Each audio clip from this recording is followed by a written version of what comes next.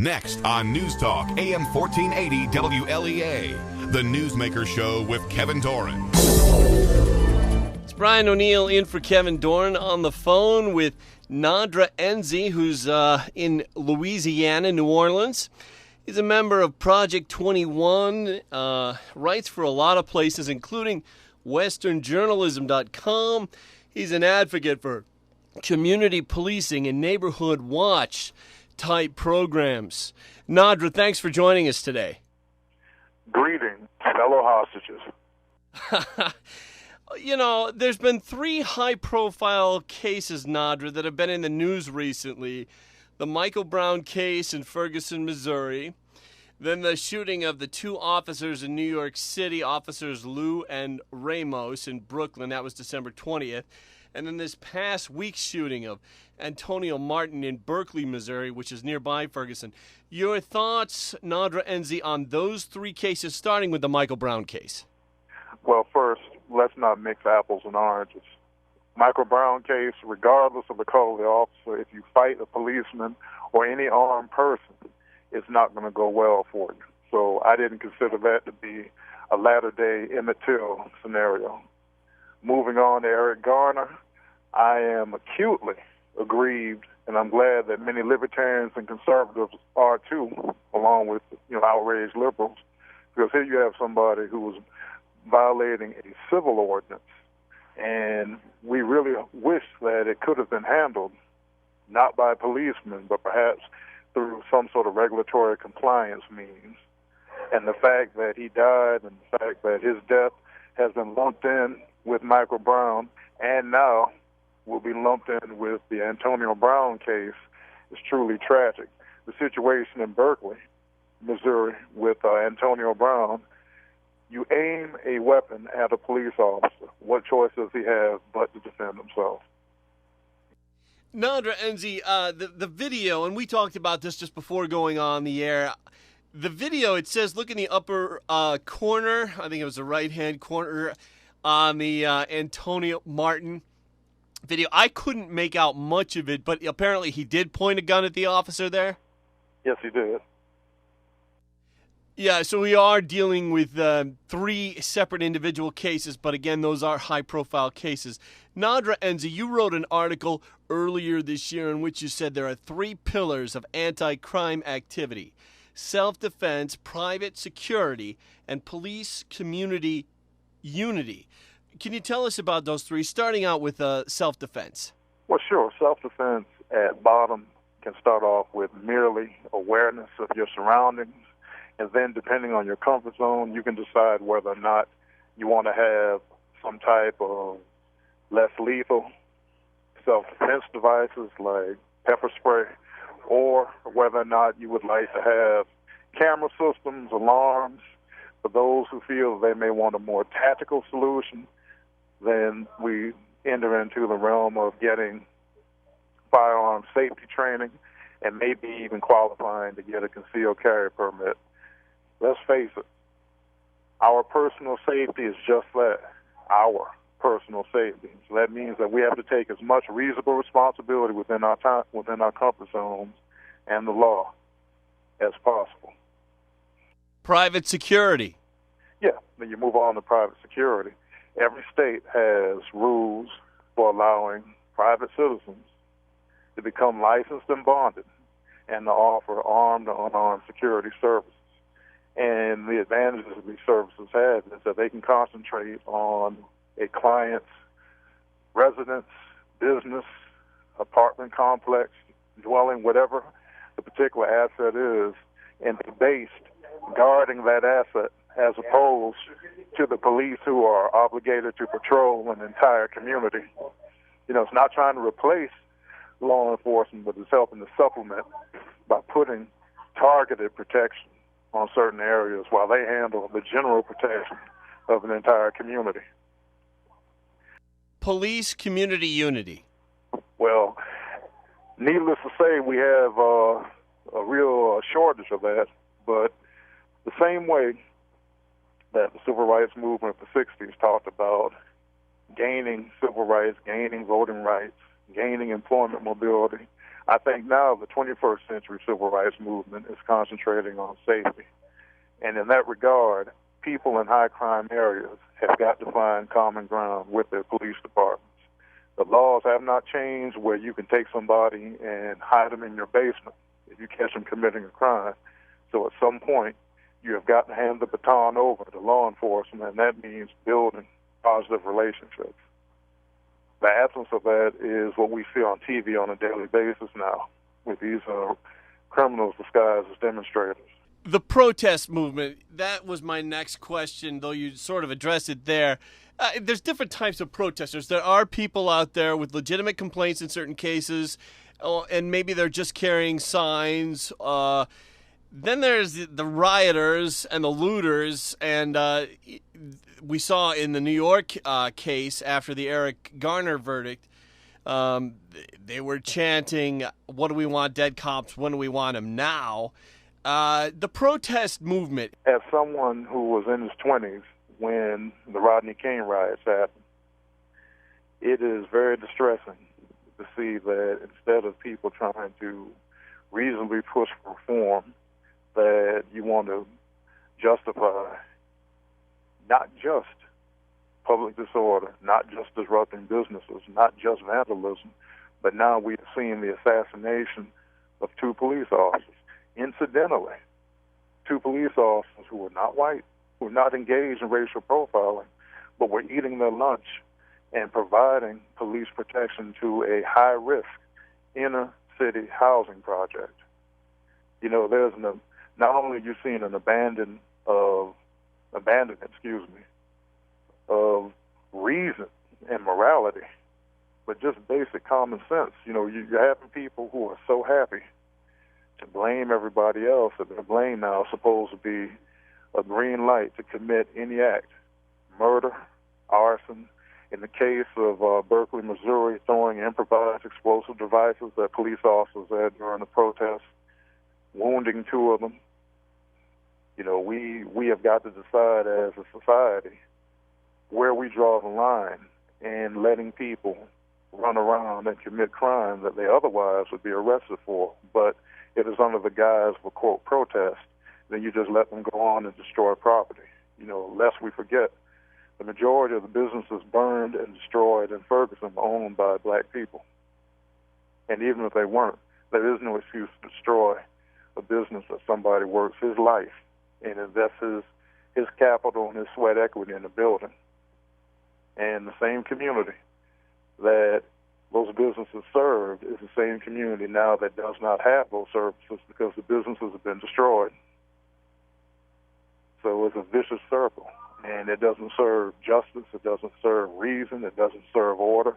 It only serves the narrow interests of very criminal and destructive people. We're talking with Nadra Enzi here on AM 1480 WLEA's Newsmaker show.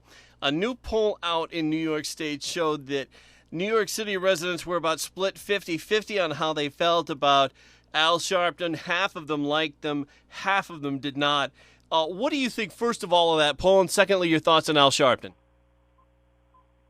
I think the poll was being kind, but it also shows that there is no set consensus in the black community or the general American population about that individual. And as far as my feelings toward him, well, I don't consider him a reverend. I don't consider him a spokesperson. Definitely don't consider him worthy to have visited the White House 82 times. Al Sharpton, you mentioned that he's visited the White House 82 times. Some commentators have said that when a civil rights issue pops up, that President Barack Obama turns to Al Sharpton. One, do you think that's true? And 2, your thoughts on that? Well, we know he didn't sneak in across the lawn 82 times, so surely he is at the invitation of the president. The president has spoken at his National Action Network convention, and for reasons that boggle my mind to this moment, he feels that Sharpton is a legitimate voice.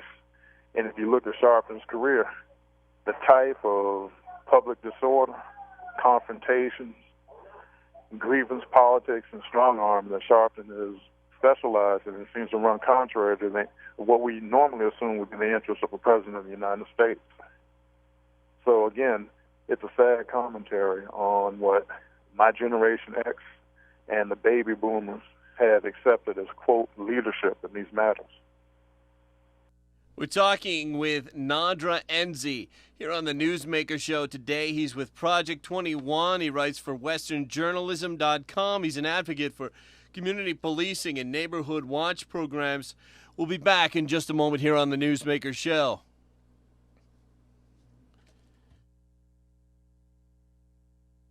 Back on the Newsmaker Show, Brian O'Neill on the line today with Nadra Enzi, who's a member on the advisory council, actually, for Project 21.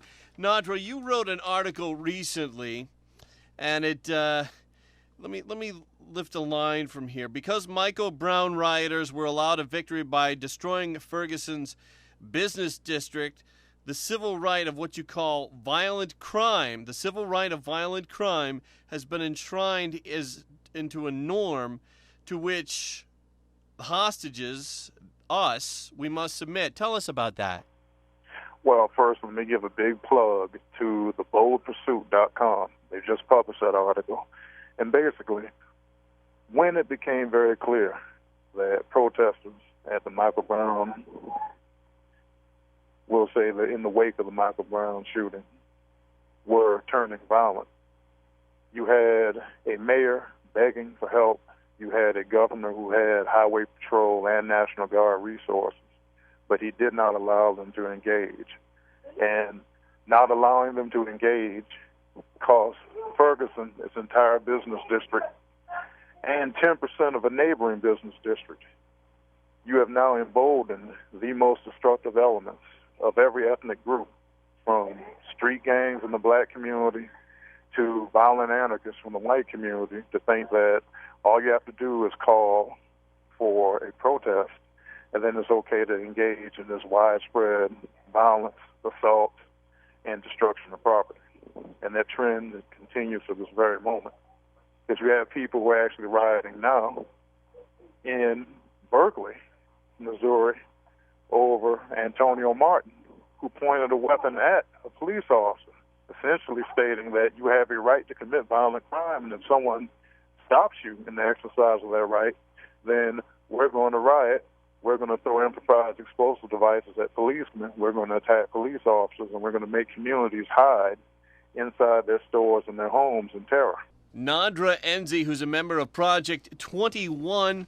You know, we talk about community policing and we talk about the Neighborhood Watch program. Wanted to get your thoughts on the George Zimmerman Trayvon Martin incident in Florida. Well, as somebody who has done citizen on patrol activity for over 20 years, the reason why police departments tell you, if you spot somebody who you think, because it hasn't been proven, but who you think is engaged in suspicious activity, call the police, is to avoid the type of potentially fatal encounters that happen with the two of them. Because again, you can be a neighborhood watch volunteer, you can be a citizen on patrol, but you have no more legal standing than the other citizen whom you're observing. So I fully support the concept of citizen on patrol. I mean, we have to take within the bounds of the law and our comfort zones, we have to take responsibility for what I call our safety quotient. The police handle big-ticket items, the entire community. They cannot be responsible for the individual safety of each person or each business. That's up to us as adults to step into that gap and to help reasonably secure ourselves. Nadra, there's two, I guess I would call them extreme views. One, that the cops are always right. One, that the cops are always wrong. The extreme left would say that the police are always wrong no matter what, and you get that on the right, too, with some saying that in every single case, the suspect is wrong in every part of every case. Video doesn't really hold that theory up. I'm wondering, do you stand in the middle ground? It seems that you do, because you seem to think that the Eric Garner situation is much different than the Michael Brown situation, and that there are similarities between the Michael Brown situation and Antonio Martin. Am I correct there? Yes, you are. Middle right. I mean, I do think that if I have to choose between people who are engaged in suspicious activities, and that's being kind. In the Brown and Martin cases, is actually engaged in assault. And choosing between them and the police, in that instance, I'll choose a police officer. In the situation involving Eric Garner, not only do we have to question the type of force that was used, which has been, as you know, hotly debated, but also question whether or not for a regulatory compliance issue like selling loose cigarettes, whether or not policemen who are experts in social control and compliance through force, whether or not they are the best resource to deploy to deal with a civil regulatory matter. And we carry the Sean Hannity show, and that's something that Sean Hannity was all over, that those officers never should have been assigned by de Blasio's City Hall to go out and deal with these cigarette cases. I can't imagine, with all the high crime cases that you'd have in the city the size of New York, that these illegal cigarettes were that important. True, but in their defense, as you know, departments are paramilitary organizations, and in the strong mayor system like New York and elsewhere, when the mayor sets a priority, it goes to the police commissioner and it radiates to all the different deputy chiefs down to the heads of your various precincts and ultimately down to the street officers themselves. And if you're getting complaints from business people who in turn donate to your politicians' campaign funds, those complaints will be answered. And ultimately, that means that officers will be dispatched to deal with these matters. And I truly think that's what we found in this situation. And details are inconvenient things, but the on-site supervisor, the sergeant, black female. The actual precinct commander who dispatched them, black male. So when people start saying that something is racial profiling, you have to make sure that all the details fit your narrative, just like the two officers who were murdered recently. One is Asian, the other is Latino. Neither one of them a candidate for a white supremacist. You used the phrase paramilitary organization. Wanted to get your thoughts on the heavy weapons and military-style vehicles that some police departments are now being assigned. Your thoughts on their place in large, medium, and small towns. Mm-hmm. Again, another issue that has united liberals, libertarians, and even some conservatives.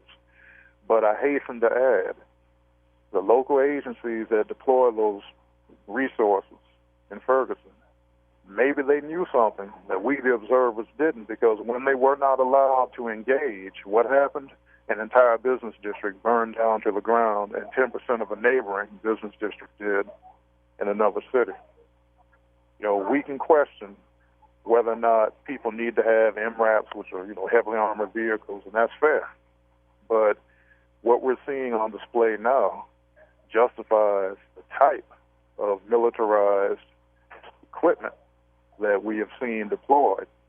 You're dealing with guys who Barney Fife and Andy, regrettably, would be hard-pressed to handle. It's spoken with our area's state lawmakers, and that would be Assemblyman Bill Noje, State Senator Tom O'Mara, and others, and they've said that they do not support up-armoring the all police vehicles in New York State. Some of the legislators in the Syracuse and New York City area had been talking about that after the assassinations of officers Lou and Ramos in Brooklyn on December 20th. But there would be problems with that, especially in the smaller towns. They think that it would slow the vehicles down in chases and make the vehicles difficult to maneuver, not to mention the extreme cost. But usually, now if you're talking about armoring police patrol cars to try to help stave off what happened to those two officers, that's definitely something that needs to be looked at. But if you're talking about the type of armored cars that people generally call tanks that we saw being displayed, those are usually reserved for situations where you think you either have heavily armed opponents or a civil disorder, and you're hoping that the show of force is going to make people stand down. And these are decisions that local communities and their elected officials have to make in small, medium, and large-scale cities. Usually for smaller jurisdictions, smaller towns, they would rely on perhaps the county police or the state police special weapons resources if some sort of crisis happened that was beyond what their local departments could handle. We've been talking with Nadra Enzi from Project 21. Down to just a couple of minutes now, Nadra. Any final thoughts before we go? And before you go, please give us your website. Sure. I blog on Captain Black is Here, CAP Black is Here, .wordpress.com.